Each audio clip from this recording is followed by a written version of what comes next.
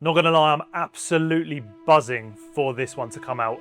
But first of all, welcome back to the Phoenix Dogs Worldwide YouTube channel. We really need to get on top of it as soon as possible because it's something that will become more and more and more of a problem.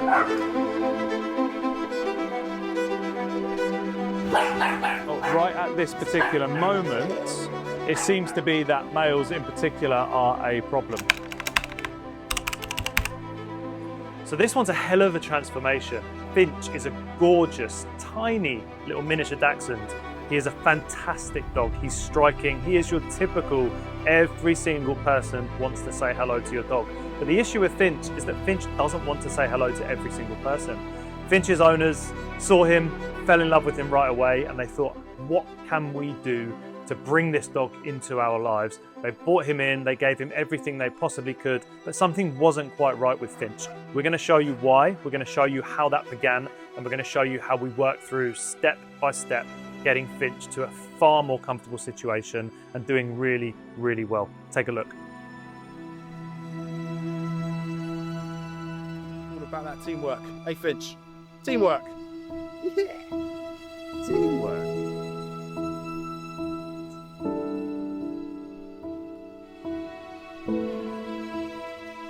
Now, sometimes no matter how much diligence you've put into finding the right breeder, finding the right process, selecting the right puppy, listen, you're doing the best that you can. His owners had it really tough from the very start. They found a breeder that was reputable, that was licensed, that was KC registered, that ticked all of the necessary boxes. They found a puppy that was confident, that was gorgeous, that seemed settled, and that took to them really, really well. And then within those first couple of weeks, they started to witness some behaviours that were a little bit concerning, got in touch with us, and obviously we realised very, very quickly upon meeting Finch, things weren't quite right. Anything that was going on when he was in an environment that was stationary in particular, when out and about, if people were walking past, he was lunging, he was barking. Every single dog that Finch would see, he would fixate on that dog. A bit of whining, sometimes a little bit of barking, sometimes nothing at all, but just fixation straight at them, not quite sure how to handle it. When dogs would approach him, sometimes he'd be okay, sometimes he'd back off, sometimes he'd have a bark, and sometimes he'd jump up at them. Thank you. It was quite confusing for his owners, who were trying their very, very best to do the best that they could for that dog. Now, I want you to imagine we've had a phone call, we've noted down all of your information, we've understood your lifestyle, what it is that you're looking for, as much information as you can possibly give us. We need it, and it allows us to create the very, very best bespoke plan that is appropriate for your dog. And even more importantly, something that's realistic, so that when your dog comes home, that reintegration is as smooth as we can allow it to be. We come to you, so that might be to your actual home, that might be to a local high street close to you, whatever we feel is appropriate.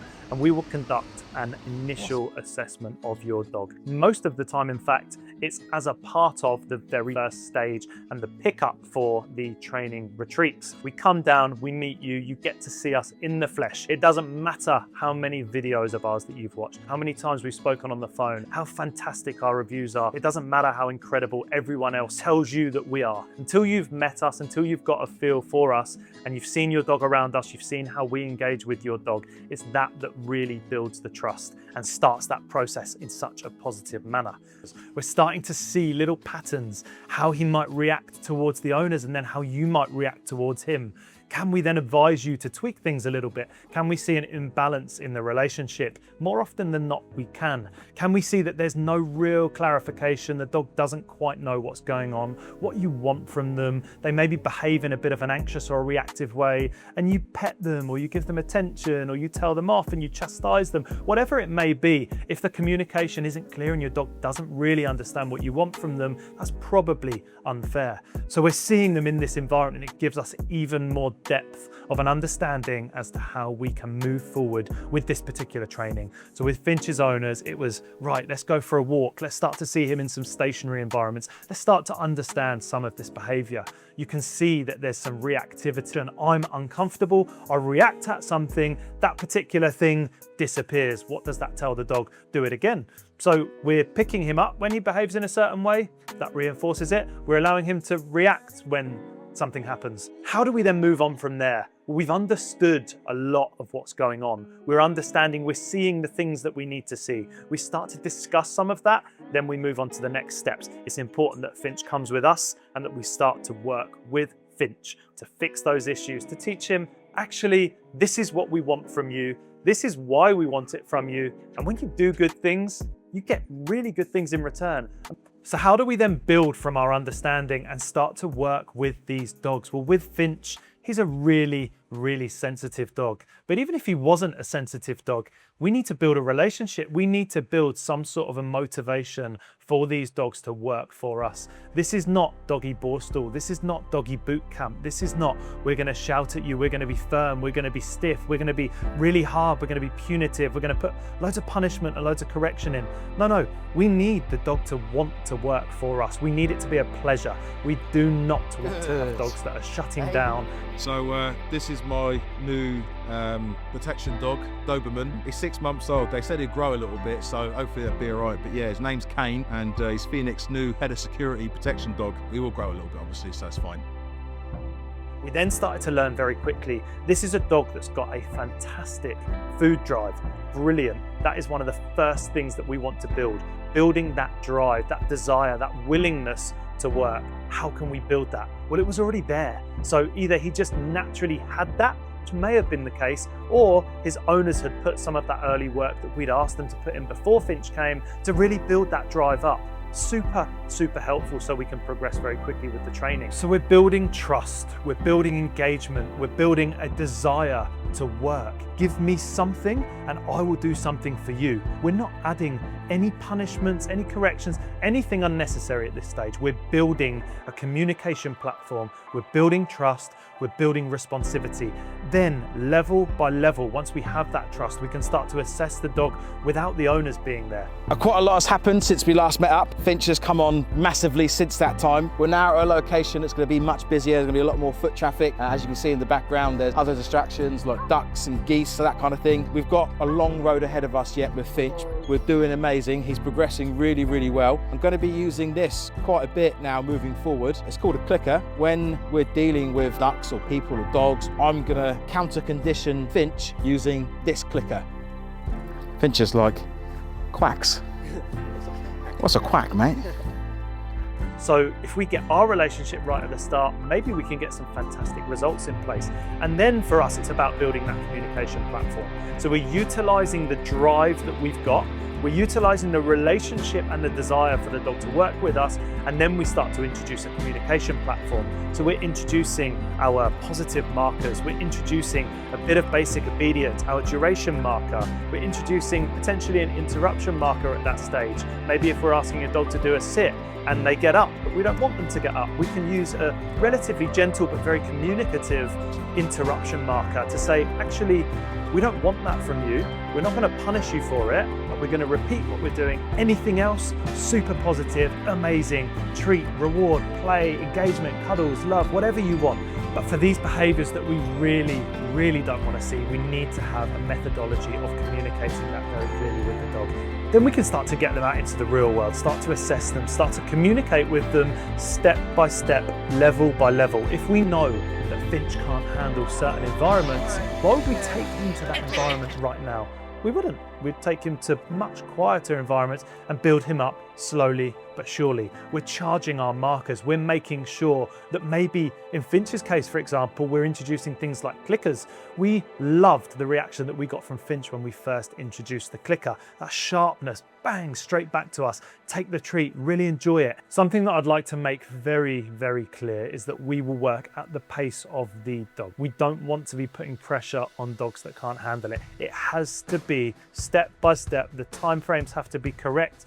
We decide the time frame. We put that across to you after our assessment. If you agree to it, our Phoenix guarantee kicks in, and that guarantees that your dog will be exactly where you want it to be at the point of handover, and we 100% guarantee that.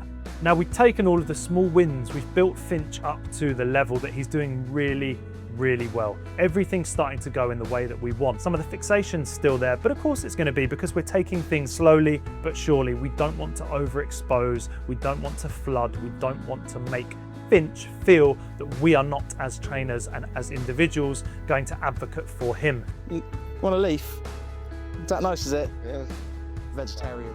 So step by step, slowly but surely, we're making progress. We're taking the small wins. Short, sharp sessions, positive finishes, making sure that Finch is giving us exactly what we want. And then as we start to level things up, we start to see him being reintroduced into different environments. We start to add some of the obedience in that we've been working on. Distance, distraction, duration. We're building up that resilience. And resilience is something that you will hear us go on and on and on about, because how can we ever expect any dog to go through any situation and to handle themselves if they don't have any form of resilience? And what is absolutely amazing is you can see in these clips, all of the hard work that we've put in is beginning to pay off. Finch is seeing other dogs. There's no fixation. Finch is having other people up close and personal. He's starting to see things and he's starting to understand these are not bad things. These are everyday life. This is what is going to happen every single day. Whenever I'm in these environments, I just need to learn how to handle it. Now, personally, for me, I don't feel that there is anything that is more beautiful than seeing the turnaround of a dog that couldn't live their life really at all, turning into a dog that can go anywhere, do anything, and live their very, very best lives with owners that love him so dearly, an amazing location that they live, an amazing lifestyle that our clients live. Our clients are lucky they get to visit a million different places all the time as part of their work. You've got one of the most gorgeous dogs on planet Earth. Now you can take him. So how does a Phoenix retreat work? Well, it's very, very simple. An honest conversation, a consultation, understanding what we feel that your dog needs, what you feel that your dog needs, the time frame that we feel is appropriate, a real physical hands-on assessment, potentially us going over some videos, as much communication as we can possibly get. We propose a time frame to you after the first few days of spending time with your dog. So we've originally said to you, we feel that it might be a 3-week stay. Your dog comes to us 3 to 4 days in, we say to you, listen, this is going to be a 4-week stay. If that doesn't work for you emotionally, financially, or in any way, no problem. You're not locked in at that stage. You just pay for the assessment. You take your dog away, absolutely fine. If you say to us, can you just do the best you can in the 3 weeks? We're not that company. We need the right time frame. And sometimes we come back and we say 3 weeks is absolutely spot on. The time frame we predicted is perfect. Other times we come back and say, we don't need the 3 weeks with your dog. Would you like us to work on anything else? Or would you like us to reduce it to a time frame that is appropriate? Lifelong support is a huge part of what we offer with our training retreats. Now, as you can see with Finch's owners, he's in an amazing, amazing place. His owners are delighted, totally over the moon. We are delighted. He's definitely better than he really needed to be at this stage. I mean, look, he could have been even better and better and better. Agreed, we could have elevated him more and more and more, but within the time frame that we have, within the level that the owners wanted, within that little bit extra that we wanted to make sure if there is any slipping back, that he's prepared for that, he's in a fantastic place. We need to make sure that we support them now. That is our job. It isn't a case of you've paid your money, you've got it, the job's done, the handover's done, you're happy, we've got the review, what do we need? Thanks very much, but goodbye. No, we have to make sure these results are long lasting. One of the very biggest mistakes that we see dog owners make every single day is really, really simple to fix. And it's that the level of communication and clarity that they have in place with their dog is absolutely all over the place.